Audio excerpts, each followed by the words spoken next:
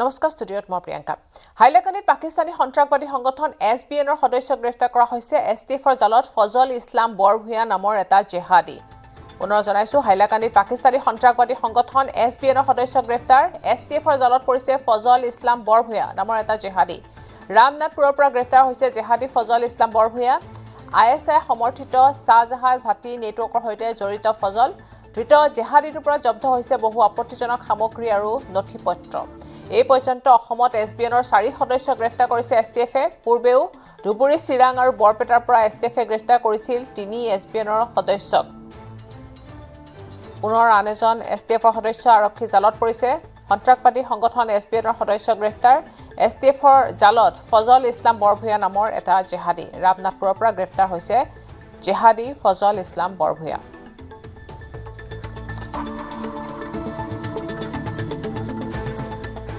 এই বিষয়ে সবিশেষ জনাব আমাৰ সাংবাদিক বেৰিঞ্চি আপোনাৰ ওচৰলৈ আহিছো খবৰ হেউটিয়া খবৰ সবিশেষ খবৰ জানিব বিচাৰিছো নিশ্চয় প্ৰিয়ংকা যে আসলতে জি এছবিএন নামৰ যিটো আসলতে পাকিস্তানী মদতপুষ্ট এটা সন্ত্ৰাসবাদী সংগঠনৰ হৈ আসলতে যিহেতু কাম কৰি আছে অসমৰ পৰা দেখা পোৱা গৈছিল যে এছটিএফে ইতিমধ্যেই 6/2026 চনত এক গোচৰ ৰুজু কৰি এটা অপাৰেশ্যন আসলে চলাই আছিল বিভিন্ন সময়ত আৰু সেই অনুপাতে ইয়াৰ পূৰ্বে যিহেতু 3খনকৈ জিলা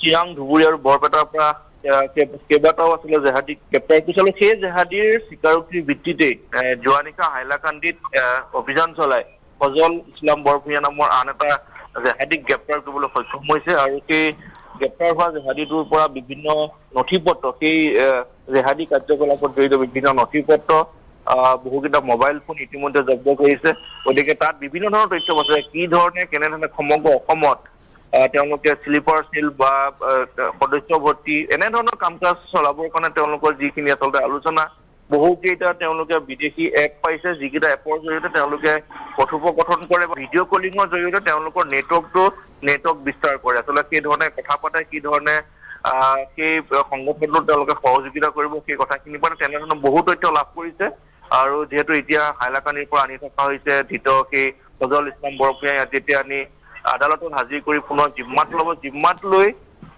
সেই তথ্যখিনি আচলতে উলিয়াব যে তেওঁলোকৰ লগত আৰু কোনে কোনে এই ধৰণে স্লিপাৰ চেল হৈ কাম কৰি আছে নেটৱৰ্ক আচলতে ক'ত আছে চিৰাং ধুবুৰী বা এইকেইটা স্থানতেই আছে নে অন্য কোনো স্থানলৈ প্ৰসাৰিত হৈছে সেই সন্দৰ্ভত জেৰা চলাব আৰু তাৰ পাছতে ওলাই পৰিব যে পাকিস্তানৰ মদতপুষ্ট বা পাকিস্তানৰ পৰা নিয়ন্ত্ৰণ হোৱা এই জেহাদী সংগঠন কি ধৰণে অসমত থাকি কাৰ্যকলাপ কৰিছে সেই কথাখিনি স্পষ্ট হ'ব হয় নিশ্চয়কৈ বিৰিঞ্চি এই পৰ্যন্ত 4জন হ'ল পূৰ্বেও 3জনক গ্ৰেপ্তাৰ কৰা হৈছিলে এতিয়া আন এজনক গ্ৰেপ্তাৰ কৰাৰ পিছত 4জন হৈছে এছবিএনৰ সদস্যক গতিকে এই যে শিপাডাল নিশ্চয় বঢ়াই আছে বা আন কোনোবা সদস্য আছে আৰক্ষী তদন্তত পোহৰলৈ আহিব সমগ্ৰ ঘটনা কিন্তু সেই আগত যিকেইজনক গ্ৰেপ্তাৰ কৰিছিলে বা আজি যিজনক ধৰিছে সেই একেটা লিংক কৰে নেকি সেই বিৰক্ষে কিবা আছে নেকি সেই সন্দৰ্ভত আপোনাৰ হাতত তথ্য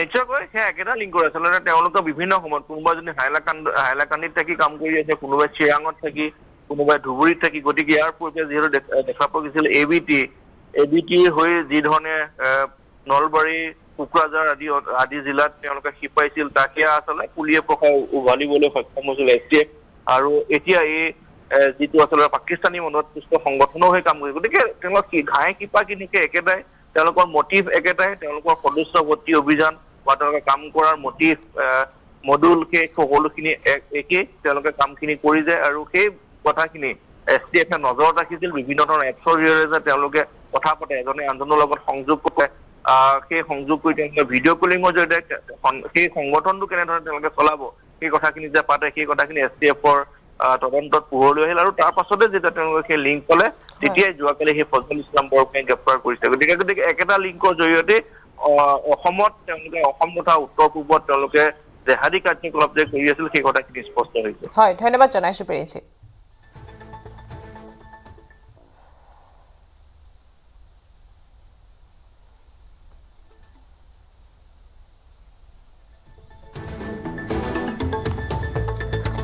কাৰ্বি আংলঙৰ বৰজানত নিশা ভয়ংকৰ দুৰ্ঘটনাত 2জন লোকৰ মৃত্যু হৈছে। দুৰ্ঘটনাত জ্ঞানলাল হৰিজন আৰু সুৰজিৎ হৰিজন নামৰ হাওৰাঘাটৰ 2গৰাকী যুৱকৰ মৃত্যু হৈছে। গুৰুতৰভাৱে আহত হাওৰাঘাটৰ সজল দাস, স্বপন দাস, কৃষ্ণা দেৱনাথ আৰু নিপুণ মজুমদাৰ। ৰাষ্ট্ৰীয় ঘাইপথেৰে হাওৰাঘাটৰ দিশে গৈ থকা অৱস্থাত ভুল পথেৰে অহা তীব্ৰবেগী ডাম্পাৰে মহতিয়াই নিয়ে যাত্ৰী থকা অটোখন। ডাম্পাৰৰ খুন্দাত বিধ্বস্ত হয় যাত্ৰীবাহী অটোখন। ভুল দিশেৰে আহি দুৰ্ঘটনা সংঘটিত কৰি পেলাই যোৱা ডাম্পাৰৰ সন্ধানত আৰক্ষীয়ে চলাই আছে অভিযান।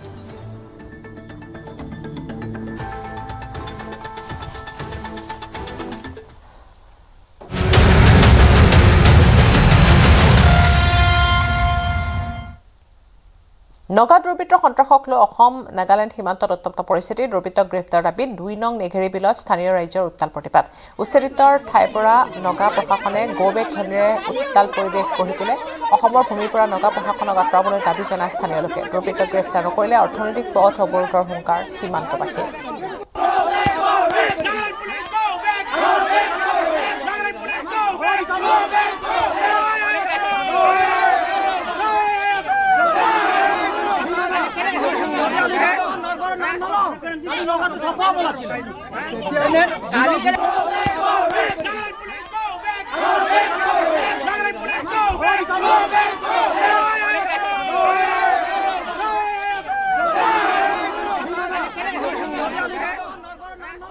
উল্লেখ্য যে মঙলবাৰে নিশা 2 নং নেঘেৰী বিলত অসমীয়া লোকৰ সৈতে হতাহতিত লিপ্ত হৈছিল নগা দুৰ্বৃত্ত। অসম চৰকাৰৰ বন বিভাগে স্থাপন কৰা তালাচী গেটত ৰবৰ পুলিৰ বাহন ৰখোৱা কেন্দ্ৰ কৰি প্ৰথমে বন বিভাগৰ কৰ্মীৰ সৈতে তৰ্ক বিতৰ্কত লিপ্ত হৈছিল। পৰৱৰ্তী সময়ত নগা পাহাৰৰ মিকিৰাং আৰু লুগায়ুম অঞ্চলৰ পৰা জাকে জাকে লোক আহি 2 নং নেঘেৰী বিলত উপস্থিত হৈ তাত বসবাস কৰা খিলঞ্জীয়া অসমীয়া লোকৰ সৈতে হতাহতিৰ বাবে উদ্যত হোৱাৰ অভিযোগ উত্থাপন হৈছে।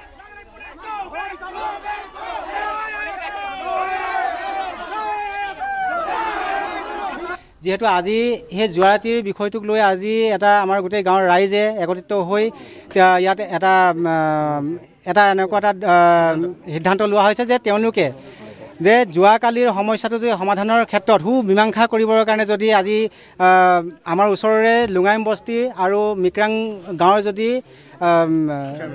চেয়াৰমেনসকলে যদি উইদিন 24 ঘণ্টাৰ সময়ৰ ভিতৰত যদি তেওঁলোকে আহি পেলাই আমাৰ গাঁৱৰ মাজত যদি মীমাংসা যদি নকৰে, তেতিয়াহ'লে আমি যোৱা ৰাতিৰ সমস্যাটোৰ সন্দৰ্ভত আমি যি পদক্ষেপ আমাৰ গাঁৱৰ ৰাইজে ল'ব বিচাৰিছে সেইখিনি বৰ আগন্তুক সময়ত মানে এটা ভয়াৱহ সৃষ্টি ৰূপ কৰিব পাৰে বুলি আমি সকীয়াই দিছোঁ। আৰু ইয়াৰ লগতে আমি সমান্তৰালকৈ আমি ক'ব বিচাৰিছোঁ যে আমাৰ যিহেতু মিচিং গাঁৱৰ শেষতে আমাৰ যি এটা ফৰেষ্ট ডিপাৰ্টমেণ্টে এটা বেৰিকেড লগাই পেলাই ইয়াত গেট ছিষ্টেম কৰি থোৱা আছে, সেই গেটখনকো মই এটা কথা ক'ব বিচাৰিছোঁ যে ইয়াত এখন গেট থাকক। ইয়াৰ আৰু সমান্তৰালকৈ আৰু এখন গেট আমাৰ সম্পূৰ্ণ অসম নাগালেণ্ডৰ যিটো সীমা আছে সেই সীমাত তেওঁলোকে এখন গেট বান্ধিব লাগে আৰু তাত আমাৰ আৰক্ষী বিষয়া তেওঁলোকে তাত থাকিব লাগে। আৰু লগতে আমাৰ ইয়াত যিহেতু আমি ইয়াত দেখিবলৈ পোৱা গৈছে যে নাগালেণ্ডৰ যিসকল মানে পুলিচ প্ৰশাসন ইয়াত আমাৰ 2 নং নেঘেৰী বিলত আমাৰ মিচিং গাঁও বা আমাৰ উচ্ছেদিত অঞ্চলসমূহত আমি দেখা পোৱা গৈছে সেইসকল ব্যক্তিক আমি ইয়াৰ পৰা তালৈকে মানে তেওঁলোকক নাগালেণ্ড বৰ্ডাৰত তেওঁলোকক যাবৰ কাৰণে আমি অনুৰোধ জনাইছোঁ। গাড়ীখন ৰখাইছে নহয়, মই সিহঁতক কিছুমান তাৰমানে সেই ছাৰহঁতৰ লগত কথা বতৰা এনেকৈ হুলস্থুলটো হৈছে। তেতিয়া 2-এজনক বুজাইছোঁ, সেই ডাঙৰ সিহঁতৰ ছাৰহঁতি অফিচাৰকেইটা কথা বতৰা পাতিব, সিহঁতি পাছত এনেই এনেই গাড়ীখন খুলি এনেই গেট পাৰ কৰাই দিব, এনেই এৰি দিব। মই এনেকৈ কৈছোঁ। পিছত তহঁতি ইমান হুলস্থুল কৰিব নালাগে, জাষ্ট এনেকৈ কৰি থাকোঁতে সিহঁতি তাৰমানে অন্তাক সৃষ্টি কৰা নিচিনা আহিছে। আহি পেলাই সিহঁতি কি কৰিছে তাৰমানে চিঞৰ বাখৰ সুকিয়াইছে একদম, এই দা লৈ অহা নিচিনা। আমাৰতো ভয়ে লাগিছে তাৰমানে আমাক কাটিবই নেকি বুলি। আহিছে কমচে কম 40-50 জনমান আহিছে। আমি ফোনযোগে সংযুক্ত হৈছোঁ অনমোল যাদৱৰ সৈতে। অনমোল, আপোনাৰ পৰা বৰ্তমান পৰিস্থিতি জানিব বিচাৰিছোঁ। দেখিবলৈ পোৱা গৈছে হতাহতি বা উত্তেজনা, এই মুহূৰ্তত কি পৰিস্থিতি? এই মুহূৰ্তটো 2 নং নেঘেৰী বিলত উত্তেজনা অব্যাহত আছে। বৰ্তমান সীমান্ত দণ্ডাধীশ আৰু নগাৰ যি হ'ল আৰক্ষী বিষয়াসকল আহি ঘটনাস্থলীত উপস্থিত হৈছে। স্থানীয় লোকৰ স্পষ্ট কথা, যি উচ্ছেদিত এলেকা আছে সেই এলেকাৰ পৰা নগা আৰক্ষীক অতি শীঘ্ৰে এই ঠাইৰ পৰা ত্যাগ কৰিব লাগে আৰু বেগ ধ্বনিৰে উত্তাল হৈছে প্ৰতিবাদ। কাৰণ অসমৰ ভূমিত আহি পিনি নগা লোকে যি আধিপত্য চলাই আছে তাৰ বিপৰীতে ওলাই আহিছে স্থানীয় লোকসকল। আৰু লোকসকলৰ এটা স্পষ্ট কথা, কাৰণ উচ্ছেদিত ঠাইৰ পৰা নগা পুলিচ কোনো ৰকমে ইয়াত থাকিব নোৱাৰে, এই ঠাই পৰিত্যাগ কৰিব লাগিব। আৰু ইতিমধ্যে ঘটনা সন্দৰ্ভত এক উচ্চ পৰ্যায়ৰ তদন্ত অব্যাহত ৰাখিছে গোলাঘাট জিলা প্ৰশাসনে এই মুহূৰ্তত আহি উপস্থিত হৈছে জিলা দণ্ডাধীশ আৰু নগা আৰক্ষী বিষয়া আহি উপস্থিত হৈছে আৰু এক উত্তেজনাময় পৰিস্থিতি বৰ্তমান নগা লোকসকলৰ লগত হতাহতি স্থানীয় লোকসকলৰ লাগিলে কাৰণ এতিয়া ভিজুৱেলছত আপোনালোকে যি দেখিলে আচলতে যিজন নগা লোক আছিলে তেওঁ মূল কাল্পিত আছিলে স্থানীয় লোকসকলে প্ৰত্যক্ষ কৰিলে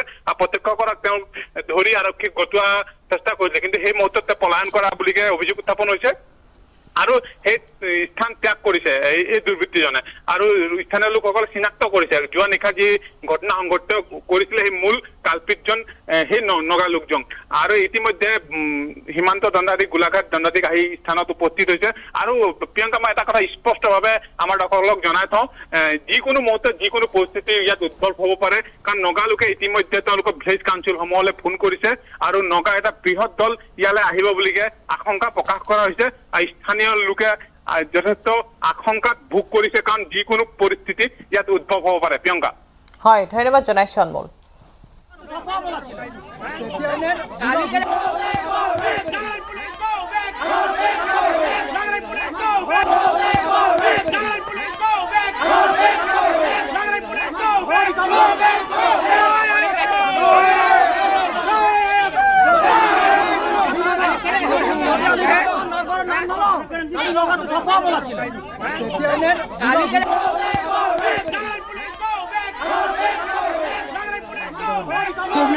Mana bilang orang kayak lenman mana, nggak kamu sih mana, nama kamu lupa lagi mana nom kada duto kamu kayak, bu aku mau dong kamu peramak binda kita, ৰঙিয়াৰ উদ্যানত উৎখাত বৃহৎ মানৱ সৰবৰাহী চক্ৰ তাইজুদ্দিন আহমেদ ওৰফে তাজুল নামৰ অসমৰ অন্যতম মানৱ সৰবৰাহকাৰী কবলৰ পৰা উদ্ধাৰ 3 কিশোৰী মহিলাসহ 10জন যুৱক বন্ধ কোঠাত আবদ্ধ কৰি কাশ্মীৰলৈ নিয়াৰ পৰিকল্পনা কৰিছিল তাইজুদ্দিন আলীয়ে ৰঙিয়া সমজিলা আৰক্ষী অধীক্ষক বিশ্বজিৎ ডেকাৰ নেতৃত্বত আৰক্ষীৰ বৃহৎ দলে গোপন খবৰৰ ভিত্তিত অভিযান চলাই উৎখাত কৰে বৃহৎ চক্ৰটো আৰক্ষী কুখ্যাত মানৱ সৰবৰাহকাৰী তাইজুদ্দিন আলী আৰু পত্নী নয়নমণি বেগমক গ্ৰেপ্তাৰ কৰে অসমৰ বিভিন্ন প্ৰান্তৰ দৰিদ্ৰ লোকক শ্ৰমিক হিচাপে নিয়াৰ বাবে লুকুৱাই আবদ্ধ কৰি ৰাখিছিল উদ্যানৰ তাইজুদ্দিনৰ ঘৰত ইয়াৰ পূৰ্বে মানৱ সৰবৰাহৰ গোচৰত কেইবাবাৰো জেলৰ ভাত খাইছে তাইজুদ্দিন আহমেদে মঙলবাৰে নিশা ৰঙিয়া সমজিলা আয়ুক্ত সহ সমজিলা আৰক্ষী অধীক্ষকৰ নেতৃত্বত যোৱা এটা দলে অভিযান চলাই উৎখাত কৰে বৃহৎ চক্ৰটো সম্প্ৰতি আৰক্ষীয়ে উদ্ধাৰ কৰা লোককেইজনক পৰিয়ালক সমজাই দিয়াৰ দিহা কৰাৰ লগতে ঘটনাৰ তদন্ত অব্যাহত ৰাখিছে তেজপুৰ চালনীবাৰীৰ ছোৱালী এজনী তেওঁলোকৰ পৰা নিৰুদ্দেশ হৈ আছিল এই সংক্ৰান্তত তেজপুৰ চালনীবাৰী আৰক্ষীয়ে আমাৰ ৰঙিয়া আৰক্ষীৰ লগত যোগাযোগ কৰিছিল ছোৱালীজনীৰ মোবাইল ফোনৰ পৰা তেওঁলোকৰ লোকেশ্যনটো ছোৱালীজনী ৰঙিয়াত থকা বুলি তেওঁলোকে গম পাইছিলে আৰু সেই ছোৱালীজনীৰ সেই লোকেশ্যনটোত বিচাৰি আহি আমাৰ ৰঙিয়া থানা আৰক্ষীয়ে দেখে যে তাইজুদ্দিনৰ ঘৰত প্ৰায় 10জন অন্য ঠাইৰ মানুহ আৰু 3গৰাকী ছোৱালী আমি বিচাৰি অহা ছোৱালীজনীৰ বাহিৰৰ আৰু 2জনী ছোৱালী প্ৰায় 13জন মানুহ আছে আৰু এইখিনি আমি প্ৰাথমিক এতিয়া যিখিনি খুটপুছ কৰি গম পালোঁ এখেতে মানে ইলিগেলি এই মানুহখিনিক লেবাৰ হিচাপে কামত বিভিন্ন কামৰ প্ৰলোভন দি বহিৰাজ্যলৈ পঠিয়াই দিয়ে ইয়াত কেইদিন হ'ল ইয়াত বৰ্তমান এতিয়া 4-5 দিনমান হৈছে আপোনালোকৰ লগত লেডিছো আছে নেকি মোৰ লগত নাই কিন্তু এনেই আমাৰ এতিয়া যাবলগীয়া ষ্টাফত আপোনাৰ 3জনী লেডিজ আছে তাৰপিছত নিম বুলি কৈছিলে এই জম্মু কাশ্মীৰলৈ মই আগত গৈ আহিছোঁ তাত বহুত ল'ৰা নগাঁও গুমুঠা গাঁৱত মই আজি 4 মাহৰ আগত গৈছিলোঁ কাশ্মীৰত গৈ আহিছোঁ এহেঁতে লৈ গৈছিলে এহেঁতৰ আণ্ডাতে গৈছিলোঁ ইয়াত 3-4জনমান আছে দালাল পইচা পাতি নিদিও কান্দি আছে কিছুমান ল'ৰা মোৰ চকুৰ আগত মই দেখি পেলাই আহিছোঁ মোৰ চকুৰ আগত মই নিজে দেখি আহিছোঁ বহুত ল'ৰা ফচি আছে এতিয়া অসমৰ বহুত ল'ৰা আদিবাসী ল'ৰাই যে সিহঁতক মানে আপোনাৰ ৰাতিপুৱাৰ পৰা 24 আৱাৰ্ছ 36 আৱাৰ্ছ আপোনাৰ কামতে লগাই আছে চকু পানী ওলাই যায় মই নিজে দেখি আহিছোঁ মানে ইয়াত কেইদিন হ'ল ইয়াত বৰ্তমান এতিয়া 4-5 দিনমান হৈছে আপোনালোকৰ লগত লেডিছো আছে নেকি মোৰ লগত নাই কিন্তু এনেই আমাৰ এতিয়া যাবলগীয়া ষ্টাফত আপোনাৰ 3জনী লেডিজ আছে তাৰপিছত নিম বুলি কৈছিলে এই জম্মু কাশ্মীৰলৈ মই আজি 4 মাহৰ আগত গৈছিলোঁ কাশ্মীৰত গৈ আহিছোঁ এহেঁতে লৈ গৈছিলে এহেঁতৰ আণ্ডাতে গৈছিলোঁ ইয়াত 3-4জনমান আছে দালাল পইচা পাতি নিদিও কান্দি আছে কিছুমান ল'ৰা মোৰ চকুৰ আগত মই দেখি পেলাই আহিছোঁ মোৰ চকুৰ আগত মই নিজে দেখি আহিছোঁ বহুত ল'ৰা ফচি আছে এতিয়া অসমৰ বহুত ল'ৰা আদিবাসী ল'ৰাই যে সিহঁতক মানে আপোনাৰ ৰাতিপুৱাৰ পৰা 24 আৱাৰ্ছ 36 আৱাৰ্ছ আপোনাৰ কামতে লগাই আছে চকু পানী ওলাই যায় মই নিজে দেখি আহিছোঁ মানে ছোৱালীজনী পালোঁ তাতে কাম কৰিম বুলি ক'লে কোনে কাম দিম বুলি কৈছে পূজা এজনী ছোৱালী কোনে পূজা ছোৱালীজনী ক'ত নিম বুলি কৈছে এই কাশ্মীৰ কিমান দৰমহা দিম বুলি দিম বুলি 2 মাহৰ 40,000 ইয়াত কেইদিন হ'ল থাকিব 5 দিন হৈছে কিয় নিয়া নাই আজি নিয়াৰ কথা আছিল আজি নিয়াৰ কথা আছে আৰু লগৰ কোনোবা আছে নেকি তাত নাই নামচাইত সন্দেহজনক শিশু সৰবৰাহ চক্ৰ উৎখাত সন্দেহজনক শিশু সৰবৰাহ আৰু শোষণ চক্ৰৰ বিৰুদ্ধে আৰক্ষীৰ সফল অভিযান মেচুকা আলু পাছিঘাট নাহৰলগুন ইটানগৰ আৰু লংডিঙত নামচাই আৰক্ষীৰ অভিযান সন্দেহজনক সৰবৰাহকাৰী চক্ৰৰ পৰা উদ্ধাৰ হৈছে 19টাকৈ শিশু অধিকাংশ শিশুৰ বয়স 8 বছৰৰ তলৰ উদ্ধাৰ কৰা শিশুসকলৰ ভিতৰত আছে 3 বছৰীয়া শিশু গ্ৰেপ্তাৰ হোৱা 3 শিশু সৰবৰাহকাৰী গ্ৰেপ্তাৰ হৈছে ধৃত সৰবৰাহীকেইটা হৈছে গুমন্য কোচং মাৰ্টা এটে আৰু নেহা গেৰৰি নামচাই শিশু কল্যাণ কমিটি গোচৰৰ ভিত্তিত চলাইছিল অভিযান আৰক্ষী তদন্তত বহু বিস্ফোৰক তথ্য উন্মোচন হৈছে একোটা শিশুৰ বিনিময়ত 10,000 পৰা 50,000 টকা লেনদেনৰো সন্দেহ কৰা হৈছে কেইবাটাও শিশুক বিভিন্ন প্ৰতিষ্ঠানত বন্ধ কৰা কৰ্মী হিচাপে কৰিছে নিয়োগ 14 are female and 5 are male तो ये बच्चों को हम लोगों ने बहुत ही अलग अलग जगहों से रेस्क्यू किया जैसे कि मेचुका आलो पासीघाट नाहरलगन ईटानगर और लोंगडिंग ड्यूरिंग इन्वेस्टिगेशन हम लोगों को ये पता चला कि यहाँ पे कुछ फैसिलिटेटर्स ऑब्लिक ब्रोकर्स एंगेज्ड है और ये ब्रोकर्स को हम लोगों ने within no time of receiving the FIR हम लोगों ने इनको अरेस्ट किया इनका मोडस ऑपरेंडी ऐसा था कि ये economically vulnerable under privileged families को अप्रोच करते थे एंड उनको उनके फैमिली के जो भी उनके बच्चे हैं उनको वो परसुएट करते थे कि इनको हम किसी को हैंड ओवर करके अच्छा से पढ़ाएंगे लिखाएंगे और कोई अच्छा फैमिली में इनको हम लोग भेजेंगे कहीं कहीं केसेस में ऐसे हुआ और जैसे ही वो फैमिली से बच्चों को ले जाते थे और जो भी ब्रोकर्स जो भी रिसीवर्स को दे देते थे बहुत इंस्टेंसेस में हम लोगों को रिपोर्ट मिला कि वो बहुत ही डिफ़िकल्ट कंडीशंस में वो बच्चे रहते थे जहाँ पे उनको एजुकेशन नहीं दिया जाता था और जहाँ पे उनको कहीं कहीं में तो वायलेंस फेस करना पड़ता था तो ये सब हम लोगों को रिपोर्ट एंड इन्वेस्टिगेशन के दौरान हम लोगों को पता चला নুমলীগড়ৰ এটা পথত আগে আগে বনৰীয়া হাতীৰ জাক আৰু পিছে পিছে এম্বুলেন্সৰ শব্দত আতংকিত বন্যহস্তী দূৰ এই দৃশ্যৰ নুমলীগড়ৰ প্ৰধানমন্ত্ৰী নিমালী পাত্ৰ দৈনিক এনেদৰে বন্যহস্তী জাকে আবদ্ধ কৰি ৰাখে পথটো যাৰ বাবে পথটোত বহু সময় ধৰি ব্যাহত হৈ পৰে যাতায়াত পথটোত বহু সময়ত বন্যহস্তীৰ আক্ৰমণৰ লক্ষ্য হৈ পৰে অহা যোৱা কৰা যান বাহনসমূহ পথটোত এনেদৰে সংঘাত যদি চলি থাকে তেতিয়াহ'লে যিকোনো মুহূৰ্তত সংঘটিত হ'ব পাৰে ভয়াৱহ অঘটন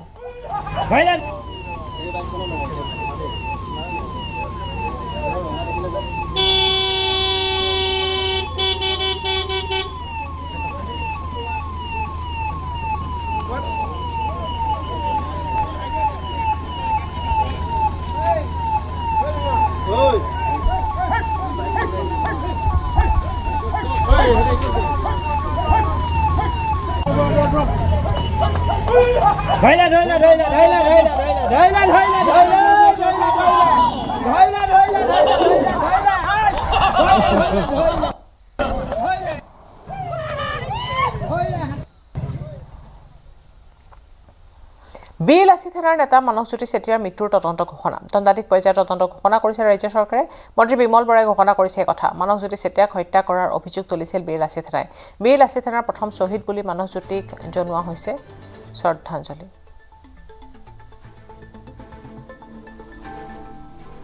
বিহুবৰ অঞ্চলত আবিদুৰ ৰহমান আৰু আতাউৰ ৰহমান নামৰ দুজন ব্যক্তিৰ দীৰ্ঘদিন ধৰি মাটিক লৈ এটা বিবাদ চলি আছিলে আৰু এই বিবাদটো পৰৱৰ্তী সময়ত অকণমান ৰাজহুৱা হয় আৰু এই বিবাদটো ক্ষেত্ৰত মানসজ্যোতি চেতিয়া বীৰ লাচিত সেনাৰ শিমলুগুৰি আঞ্চলিক সমিতিৰ সভাপতি তেখেতো মীমাংসা কৰাৰ উদ্দেশ্যে জড়িত হৈ পৰে কিন্তু পৰৱৰ্তী সময়ত যোৱা 23 তাৰিখে ৰাতি 10:50 মানত বিহুবৰৰ ওচৰৰে পৰ্জা বস্তি বুলি এটা ঠাইত এটা ৰোড এক্সিডেণ্টত মানসজ্যোতি চেতিয়া গুৰুতৰভাৱে আঘাতপ্ৰাপ্ত হৈ চিকিৎসালয়ত চিকিৎসাধীন হ'ব লগা অৱস্থাত গুচি যায় আৰু পৰৱৰ্তী সময়ত তেখেতৰ মৃত্যু হয়। এই গোটেই বিষয়টো লৈ বিভিন্ন মহলত কিছু সন্দেহৰ এটা বাতাবৰণ সৃষ্টি হৈছে। বীৰ লাচিত সেনাৰ পৰা আৰম্ভ কৰি বহু লোকে এই এক ৰহস্যজনক মৃত্যু বুলি তেখেতসকলে সন্দেহ প্ৰকাশ কৰিছে আৰু এই ক্ষেত্ৰত এটা সঠিক তদন্তৰ তেখেতসকলে পোষকতা কৰিছে। ৰাইজেও এই বিষয়ে চৰকাৰক আহ্বান জনাইছে আৰু সেয়ে মাননীয় মুখ্যমন্ত্ৰী ডাঙৰীয়াৰ নিৰ্দেশত এই গোটেই মৃত্যুৰ ঘটনাটো প্ৰকৃত যিটো ৰহস্য সেই ৰহস্য উদ্ঘাটন কৰিবৰ কাৰণে এটা দণ্ডাধীশ পৰ্যায়ৰ তদন্ত ঘোষণা কৰা হৈছে। আজি অসমলৈ নাহে পিয়াজ ভৰ্তি কান্দা এক্সপ্ৰেছ। আগন্তুক ৩-৪ দিনলৈ চৰা দামতে অসমৰ ৰাইজে কিনিব লাগিব পিয়াজ। নাছিকৰ পৰা ৮০০ টন পিয়াজ অসমলৈ অনাৰ কথা আছিল। ২-৩ দিনৰ পিছতহে নাছিকৰ পৰা অসমলৈ আহিব পিয়াজ। দাম বৃদ্ধি ৰোধৰ বাবে পিয়াজ প্ৰেৰণৰ পদক্ষেপ কেন্দ্ৰীয় চৰকাৰৰ। ইতিমধ্যে দিল্লী আৰু চেন্নাইত উপস্থিত হৈছে কান্দা এক্সপ্ৰেছ। কান্দা এক্সপ্ৰেছ আহিলে অসমত ৩৫ টকাত কিনিব পাৰিব ৰাইজে।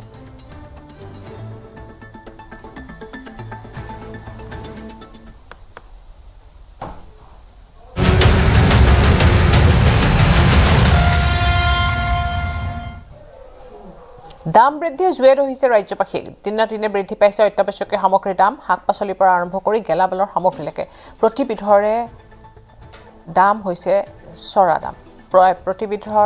প্ৰতিদিনে বৃদ্ধি পাইছে মিঠাতেল, চাউল, দাইলৰ দাম। বজাৰলৈ আহি সামগ্ৰীৰ দামৰ তাৰতম্যই বিপাকত পেলাইছে গ্ৰাহকক। প্ৰতি কেজি বিপিডি চাউলৰ দাম 10 টকালৈ বৃদ্ধি হৈছে। পূৰ্বে আছিল 55 টকা, বৰ্তমান হৈছে 65 টকা। পাম ৰিফাইনতো প্ৰতি লিটাৰ 5 টকাকৈ বৃদ্ধি। পূৰ্বৰ তুলনাত প্ৰতিবিধ সামগ্ৰীৰ দাম বৃদ্ধি হোৱাত এতিয়া হাহাকাৰ লাগিছে জনসাধাৰণৰ মাজত। প্ৰায় কেইবিধ শাক পাচলিৰ দামো 80 টকা অতিক্ৰম কৰিছে।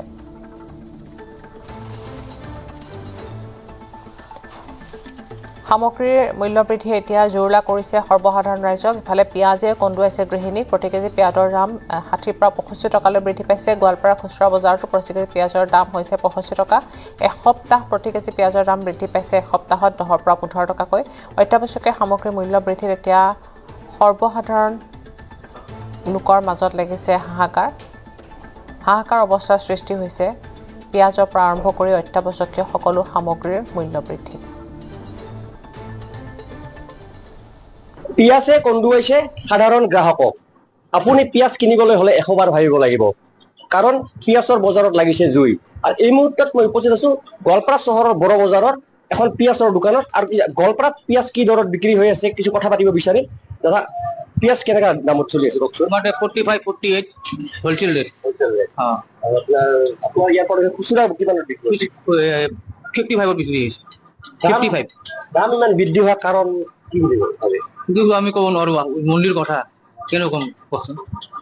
আপুনি কিমানত বিক্ৰী আছে হোলসেল? 48, 45 খুচুৰা 55 বিকিব লাগে। প্ৰতিদিনতো বৃদ্ধি হৈ আছে। কমিলে ভাল, অলপ কমিলে ভাল হয়। ৰাইজৰ ভাল হয়। কেনেকুৱা পিয়াজৰ দামটো বহুত বাঢ়ি গৈছে। অসুবিধা হয় জেনেৰেল মানুহৰ কাৰণে, অসুবিধা আৰু গৰীব মানুহৰতো খুবেই অসুবিধা হয়। কমিলে ভাল হয়, অলপ কমিলে ভাল হয়। গৰীব মানুহৰ কাৰণে ভাল হয়। পিয়াজটো হয় মানে চবৰে লাগে কম বেছি। দামটো কম হলে ভাল হয় আৰু বহুত দাম বাঢ়ি গ'ল না। 10-15 টাকা কেজিত বাঢ়ি গ'ল। 40 টাকা কেজি কেইদিনমান আগত কিনিছিলো, 45 টাকা, এদিনা 50 টাকা, এখন তো 60 টাকাই হ'ব। পিয়াজ খাবলৈ ভয় লাগে এতিয়া। ভয় লাগে। মই নিউজ 18 অসম নৰ্থ ইষ্টৰ দৰ্শক দেখুৱাই আছো যি গোৱালপাৰা চহৰৰ এখন পিয়াজৰ হোলচেল পিয়াজৰ দোকানৰ পৰা দেখুৱাই আছো। আৰু এতিয়া খুচুৰা পিয়াজৰ মূল্য আপুনি বজাৰত কিনিবলৈ হ'লে আপুনি 55 পৰা 60 টকা ভৰিব লাগিব, কিয়নো প্ৰতিদিনে বৃদ্ধি হৈ আছে যি পিয়াজৰ মূল্য। আৰু পিয়াজ কিনিবলৈ হ'লে আপুনি 100 বাৰ ভাবিব লাগিব। পুনৰ কৈছো পিয়াজে কন্দুৱাইছে সাধাৰণ গ্ৰাহক। আৰু নিউজ 18 অসম নৰ্থ ইষ্টৰ দৰ্শক দেখুৱালো গোৱালপাৰা চহৰৰ যি পিয়াজৰ মূল্যৰ তালিকা। আৰু ইয়াৰ লগে লগে সময় হৈছে এতিয়া বাতৰিৰ পৰা বিদায় লোৱাৰ। নমস্কাৰ।